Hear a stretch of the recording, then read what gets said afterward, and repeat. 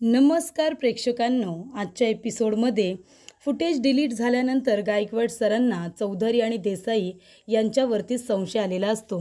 Gaikwad sir म्हणतात, हे सगळं तुम्ही तर मुद्दामून केलं नाही ना, सांगा कुणाच्या सांगण्यावरून हे सगळं केलं ते आत्ताच्या आत्ता सांगा.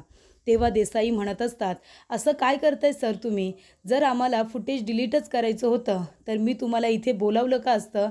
बरोबर तेच फुटेज मी बाजूला काढून का ठेवलं असतं सर? तुम्हाला दाखवण्यासाठी मी रात्रीचं फुटेज हे वेगळं करून ठेवलं होतं आणि तेच डिलीट मी का करू? मी तसं काही केलेलं नाही आहे. तेव्हा चौधरी म्हणत असतो की सर, मला असं वाटतं चुकून ते फुटेज डिलीट झालं असेल किंवा करप्ट झाला असेल. तेव्हा भूमी म्हणते, काय बोलता हे तुम्ही? बरोबर रात्रीचंच फुटेज डिलीट का होईल? तेच का गायब केलं जाईल? किंवा ते डिलीट करण्यामागे काय हेतू असणार आहे मग? ते सुद्धा कळायला हवं ना. तेव्हा इथे भूमी म्हणत असते की मला असं वाटतं हे सगळं कोणीतरी मुद्दामून करतंय. गायकवाड सर म्हणतात की भूमी मॅडम, तुम्ही प्लीज इथे पॅनिक होऊ नका, सगळं काही व्यवस्थित होईल. तेव्हा भूमी म्हणते, गायकवाड सर, काय व्यवस्थित होणार आहे? पण एक गोष्ट माझ्या लक्षात आली आहे, माझ्या बाळाबरोबर जे काही घडलंय ना, त्याचा मृत्यू नैसर्गिक नाही आहे, तर हा नक्कीच घातपात आहे.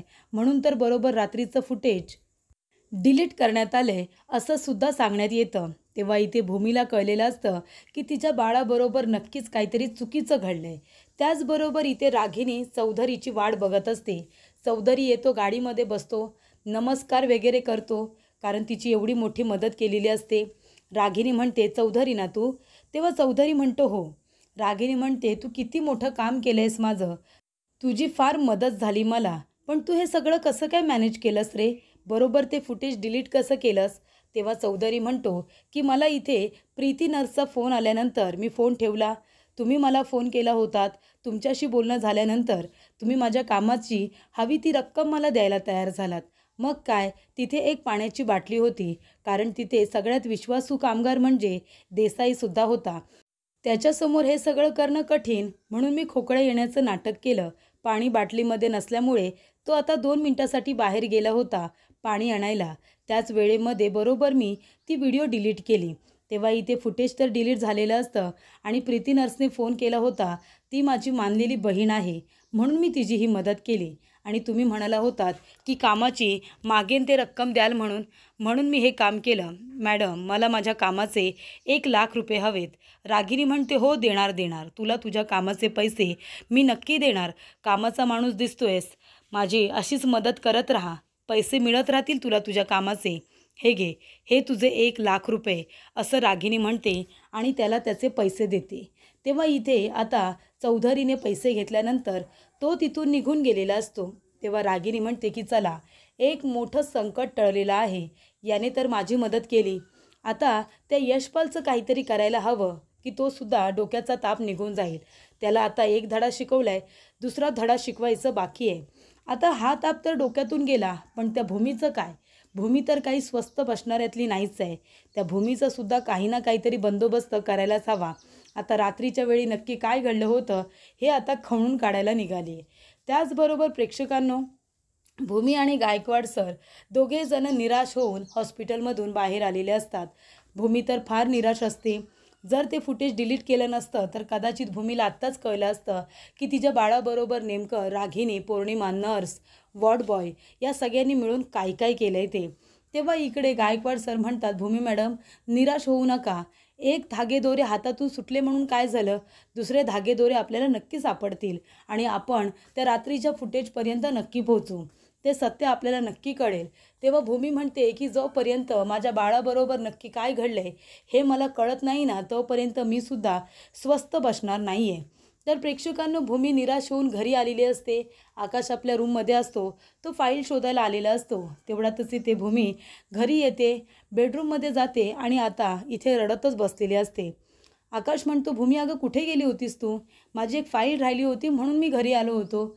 बघितलं तर घरामध्ये नाही आहेस, रूममध्ये नाही आहेस, कुठे गेली, कुठे होतीस? तेव्हा इथे भूमी आता रडत असते. त्याच्या कुठल्याही प्रश्नाचं उत्तर ती देत नाही. तेव्हा आकाश म्हणतो, भूमी काय झालं आहे? तेव्हा भूमी म्हणत असते, आकाश तुला माहिती आहे आपल्या बाळाबरोबर जे काही घडलं आहे ना, जे काही मला वाटत होतं ते सगळं खरं आहे आकाश. तेव्हा आकाश म्हणतो, म्हणजे तू गेली कुठे होतीस आणि हे काय बोलतेस तू? तेव्हा भूमी म्हणते, आकाश मी हॉस्पिटलला गेले होते, त्याच हॉस्पिटलला जिथे माझी डिलिव्हरी झाली होती. रात्रीच्या वेळेला नक्की आपल्या बाळाबरोबर काय घडलं होतं ना, हे मला शोधून काढायचं होतं. आणि आकाश, आज मी तिथे गेले होते ते फुटेज बघायला. CCTV फुटेजमध्ये नेमकं त्या वॉर्डमध्ये काय घडलं होतं, आजूबाजूला काय घडलं होतं, हे सगळं मला बघायचं होतं आकाश. पण माझा संशय खरा ठरला. बरोबर रात्रीचंच फुटेज गायब झाले आकाश, कुठलंही फुटेज दिसत नाही आहे. तेव्हा इथे आकाश म्हणतो, काय म्हणजे हे काय बोलतेस तू भूमी, हे सगळं तू कधी केलंस? तेव्हा भूमी म्हणते, आकाश मला आधीपासून संशय होताच की आपल्याबरोबर काहीतरी चुकीचं घडलं आहे. आपलं बाळ हे गेलेलं नाही आकाश, त्याचा नैसर्गिक मृत्यू नाही आहे, तर आपल्या बाळाबरोबर घातपात झाला आहे. आपल्याला बाळाला कुणीतरी आपल्यापासून मुद्दामून हिरावून घेतलं आहे, हे मला आधीपासूनच माहिती होतं.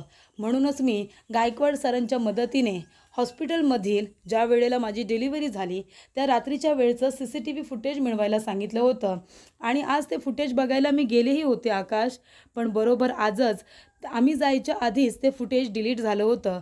हे सगळं कुणीतरी मुद्दाम केलं, जेणेकरून रात्रीच्या वेळी बाळाबरोबर काय घडलं होतं हे आम्हाला कळू नये म्हणून, हे आपल्याला कळू नये म्हणून ते फुटेज डिलीट करण्यात आले ना आकाश. म्हणजे आपल्या बाळाचा मृत्यू हा नैसर्गिक नाही आहे आकाश, मुद्दामून कुणीतरी आपल्या बाळाला आपल्यापासून हिरावून घेतलं आहे. तेव्हा आकाश आता भूमीला आपल्या जवळ घेतो, शांत करण्याचा प्रयत्न करतो. म्हणतो की भूमी शांत हो, पण तू एवढा कॉन्फिडेंटली हे सगळं कसं काय बोलू शकतेस आकाश? तेव्हा भूमी म्हणते, का नाही बोलू शकत? जर आपल्या बाळाबरोबर काही चुकीचं घडलं नव्हतं, आपल्याबरोबर काही चुकीचं घडलं नव्हतं, तर बरोबर रात्रीच्याच वेळचं फुटेज डिलीट का होईल आकाश? म्हणजे त्याच्या आधीचं, दिवसभराचं, नंतरचं सगळं फुटेज आहे, फक्त रात्रीचंच गायब आहे. मग जर काही चुकीचं घडलेलं नाही आहे तर फुटेज डिलीट का होईल? तेव्हा आकाश म्हणत असतो, आणि भूमी हे सगळं तू एकटीने केलंस. अगं तू आपल्या बाळाबद्दल माहिती गोळा करतेस, त्या रात्रीबद्दल माहिती गोळा करत होतीस, मग तू मला सांगितलं का नाहीस? तू मलासुद्धा सांगायला हवं होतंस ना. जशी तू आई आहेस, तुला आपल्या बाळाची काळजी आहे, तसं मी सुद्धा बाप होतो, मलासुद्धा बाळाची काळजी आहे. मग तू माझ्यापासून ही गोष्ट का लपवून ठेवलीस, मला का नाही सांगितलंस? तेव्हा भूमी म्हणते, आकाश तुला काय सांगायचं होतं मी? अरे प्रत्येक वेळेला मी जे काही बोलते त्याच्यावरती तू विश्वास ठेवतोस का?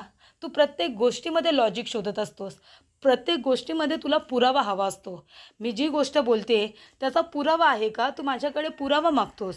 आई म्हणून कधी माझी अवस्था समजून घेतोस ही, पण प्रत्येक वेळेला मला तू समजून घेत नाही. अरे तुला आता मी सांगितलं होतं की आपल्या बाबतीत जे काही घडलं, ऑफिसमध्ये जी काही चोरी झाली, आपले पैसे गायब झाले, त्याच्या खोलपर्यंत जा. मला आत्यांवरती संशय आहे. मी तुला किती वेळा सांगण्याचा प्रयत्न केला, पण तू गेलास खोलामध्ये. नक्की आत्यांबरोबर हे सगळं का घडलं, 20 लाख रुपये कुठे गेले, चोरी कशी झाली, याचा शोध तू लावून घेतलास नाही. याच्यामध्ये तू खोलवर गेला नाहीस. आता गोडाऊनमधून माल गायब झाला, तिथे कागद जळाले होते, त्याच्या बाबतीत तू माहिती गोळा करतोयस नाही, ती सुद्धा तू माहिती गोळा केली नाहीस. प्रत्येक वेळेला मी जे काही बोलते ना त्याच्यामध्ये तू लॉजिक शोधत असतोस. मला आत्यावरती संशय आहे, तू ऐकायला तयार असतोस, माझ्याकडे पुरावे मागतोस. मग बाळाच्या बाबतीत तू मला काय समजून घेतलं असतंस आणि मी तुला काय सांगणार होते? तेव्हा आकाश म्हणतो की भूमी हे बघ, या दोन गोष्टी वेगवेगळ्या आहेत, तुला कळतंय का? बाळाची गोष्ट वेगळी आहे, तिथे मी तुला काही बोलू नाही शकत. तिथे तुझे इमोशन्स मला माहिती आहेत, कारण माझेसुद्धा इमोशन्स तेच असणार आहेत. तू ह्या दोन गोष्टी एकत्र करू नकोस. हे बघ, मी सुद्धा बाळाचा बाबा होतो ना, मग तू विश्वासात घेऊन या सगळ्या गोष्टी मला सांगायला हव्या होत्यास की नाही, सांग बरं. मी असं नाही म्हणत की तू गोष्टी उकरून काढतेस, पण कधी कधी गोष्टी हाताबाहेर निघून जातात भूमी. म्हणजे तुझा हेतू स्वच्छ असतो, तुला सगळं चांगल्यासाठीच करायचं असतं, पण कधी कधी सिच्युएशन कशी होते, सिच्युएशन चुकीची होते ना भूमी, म्हणून मी तुला थांबवत असतो काही गोष्टी करण्यापासून. आता काल जे घडलं, यशपाल काकांच्या बाबतीत जे काही घडलं ना भूमी, त्याच्यामध्ये तू सुद्धा इन्वॉल्ड आहेस हे मला माहिती आहे, पण तरीसुद्धा तिथे मी काही बोललो का तुला? नाही ना. मी तुला समजून घेतलं, कारण मला माहिती आहे तुझ्या मनामध्ये त्यांच्याबद्दल संशय आला होता, आणि म्हणूनच तू गोष्टी क्लिअर करण्यासाठी हे सगळं केलं असशीलही. पण जेव्हा गोष्टी मग तुझ्यावरती येतात, तुला सगळे दोषी ठरवतात, मग मला काही बोलता येतं का? नाही ना. मग तुझ्यावरती काही येऊ नये सगळं पालट, तुझ्या गोष्टी क्लिअर असाव्या म्हणून मी तुला थांबवत असतो ना, या सगळ्यापासून तुला दूर ठेवण्याचा मी प्रयत्न करत असतो ना. पण भूमी हे बघ, माझं म्हणणं एवढंच आहे की बाळाच्या बाबतीत जर तू एवढं सगळं करत होतीस, गायकवाड सरांनी तुझी मदत केलीही, त्याबद्दल माझं काही म्हणणं नाही आहे, पण मलासुद्धा तू विश्वासात घेऊन ह्या सगळ्या गोष्टी सांगायला हव्या होत्यास ना. ही जबाबदारी तुझी नाही आहे का? म्हणजे मला काही माहितीच नाही आहे. तूच फक्त एकटी सगळं करत होतीस. मला का नाही सांगितलंस तू भूमी? मला हे अजिबात आवडलेलं नाही आहे." असं आता आकाश स्पष्टपणे बोलतो. आकाशला वाईट वाटलेलं असतं. पण भूमी जे काही बोलली ना प्रेक्षकांनो, काही चुकीचं नाही आहे. प्रत्येक वेळेला आकाशला पुरावे हवे असतात. म्हणजे ज्या बाईने, रागिनीने त्याच्या आईवडिलांना मारून टाकलंय ना, गाडीतला जाळून टाकलंय, त्या बाईवरती त्याचा विश्वास आहे. आणि आता तिच्यावरती जेव्हा भूमी आरोप करते, तेव्हा भूमीला पुरावे द्यावे लागतात की ती बाई कशी गुन्हेगार आहे. जी बाई तुझ्या आईवडिलांचा अपघात घडून त्यांना मारू शकते, जी बाई तुला मारू शकते, जी भूमीला मारू शकते, त्या बाईवरती विश्वास ठेवण्यासाठी किंवा तिला दोषी ठरवण्यासाठी आकाशला भूमीकडून पुरावे घ्यावे लागत आहेत. यापेक्षा दुर्दैव अजून काय असणार आहे? त्याचबरोबर प्रेक्षकांनो, इथे आता आकाशला भूमीचा राग आलाय का? तर आता बाळाच्या बाबतीत का सांगितलं नाही म्हणून. पण इथे आता रागिनीवरती मात्र तो डोळे झाकून विश्वास ठेवणार का? तर ती सगळ्यांना मारते ना, ठार मारून टाकते. मग तिच्यावरती तो विश्वास ठेवू शकतो. त्यानंतर इथे आकाश आता ऑफिसला जायला निघतो. तेव्हा इथे रागिनी बसलेली असते. रागिनी म्हणते, आकाश प्लीज, अरे मला ऑफिसला येऊ दे ना. मी खरं सांगते रे, मला घरी बसून बसून आहे ना कंटाळा येतोय. येऊ दे ना मला ऑफिसला. तेव्हा आकाश म्हणतो, नको आत्या, तुला बरं वाटत नाही आहे ना, तू घरी थांबून आराम कर बरं. तेव्हा आजीसुद्धा म्हणत असते, नाही या रागिनी, अजिबात ऑफिसला जाऊ नकोस. 2 वेळा गेलीस, काय घडलं बघितलंस ना. तेव्हा भूमी इथे आकाशला आवाज देते, म्हणते, आकाश थांब, मला बोलायचं आहे. आकाश म्हणतो, आत्या बरं चल, मी जातो ऑफिसला, मला उशीर होतोय, असं म्हणून तो निघून जातो. तर इथे बघा, आता रागिनीचं बोलणं ऐकलं का? तर तिने त्याच्या आईवडिलांना मारलं आहे ना, आणि आता सुधारण्याचं नाटक करते. म्हणजे हे बरं आहे. आधी जन्मदात्यांचा खून करायचा, आकाशला पोरकं करायचं, आकाशला वेडं करायचं, त्याच्या बायकोला मारायचं, आकाशला मारायचा प्रयत्न करायचं, आणि मग माफी मागायची आणि म्हणायचं की आता मी सुधारली आकाश, की आकाश बनणार, बरं ठीक आहे. पण इथे भूमी आता आरोप करते तर भूमी चुकीची. तिचं काय ऐकायचं नाही. भूमी आता बोलायला येते तर आकाश निघून जातो. तेव्हा इकडे भूमी खाली येते. भूमी आल्यानंतर आजी म्हणत असतात की बाळा भूमी इकडे ये. हे बघ, उद्या अक्षय तृतीया आहे ना, त्याच्यामुळे घरामध्ये सगळी तयारी करायची आहे. उद्या सगळी तयारी अगदी व्यवस्थित झाली पाहिजे हां. तेव्हा भूमी म्हणते, हो आजी, उद्या अक्षय तृतीया आहे ना, घरामध्ये कसं आनंदाचं वातावरण निर्माण होईल. आत्तापर्यंत खूप संकटं आली ना आपल्या घरावरती, निदान उद्या तरी काहीतरी चांगलं घडेल असं वाटतंय. चैतन्याचं वातावरण निर्माण होईल. म्हणजे सण तिवार असले की कशी पॉझिटिव्ह एनर्जी येते, हो की नाही. घरामध्ये सुद्धा सगळं काही चांगलंच होतं. मला सुद्धा वाटतंय की उद्या अक्षय तृतीयाच्या निमित्ताने काहीतरी चांगलं घडेल, काहीतरी ठोस चांगलं हाती लागेल, असं आता भूमी म्हणत असते. तेव्हा आजी म्हणते, नक्कीच. तेव्हा इथे रागिनी आता तिचं बोलणं ऐकते. रागिनी म्हणत असते की ही भूमी जेव्हा जेव्हा असं काही बोलते ना, तेव्हा तेव्हा नक्कीच ती काहीतरी करून दाखवते. आता उद्या अक्षय तृतीयाच्या निमित्ताने ही काही माझ्या विरोधामध्ये कट कारस्थान तर रचणार नाही ना. ते काम रागिनी तुझं, तू हे काम करत असतेस. त्याचबरोबर प्रेक्षकांनो, आजी म्हणते, बरं ठीक आहे, तुम्ही आता उद्याच्या तयारीला लागा. मी जाते, गुरुजींना फोन करते, त्यांच्याबरोबर पूजेबद्दल बोलून घेते. तेव्हा इकडे आता भूमी जात असताना यशपाल तिथे येतो. यशपाल म्हणत असतो की भूमी 1 मिनिट थांब ना, मला थोडं तुझ्याशी बोलायचं आहे. तुला आहे ना एक व्हिडिओ दाखवायचा आहे, व्हिडिओ. तेव्हा इथे भूमीसुद्धा लगेच उभी राहते. रागिनी घाबरते. रागिनी म्हणते, आता हा कुठला व्हिडिओ दाखवतोय? मोबाईलमधून तर मी व्हिडिओ डिलीट केला होता, रिसायकल बिनमधून सुद्धा डिलीट केला होता. मग आता ह्याच्याकडे कुठला व्हिडिओ असेल असं आता रागिनीला वाटतं. कदाचित ह्याच्याबरोबर मी जे काही केलं आहे हे त्याला कळलं वाटतं. त्याच्या मोबाईलमधून व्हिडिओ डिलीट केला, त्याला बेशुद्ध केलं होतं, हे सगळं याला कळलं वाटतं. म्हणूनच हा माझ्यावरती रागवला आहे आणि आता भूमीला इथे व्हिडिओ दाखवायला आला आहे. नाही, जर भूमीला हा व्हिडिओ दाखवला तर माझं काही खरं नाही. याचा अर्थ ती व्हिडिओ ह्याच्याकडे अजून कुठल्या तरी दुसऱ्या फोल्डरमध्ये नक्कीच असेल. म्हणून तर हा मला घाबरवायला इथे आला आहे ना. तेव्हा इथे आता यशपालसुद्धा मोबाईलमध्ये मुद्दामून इथे आता जास्त वेळ टाईमपास करत असतो रागिनीला घाबरवण्यासाठी.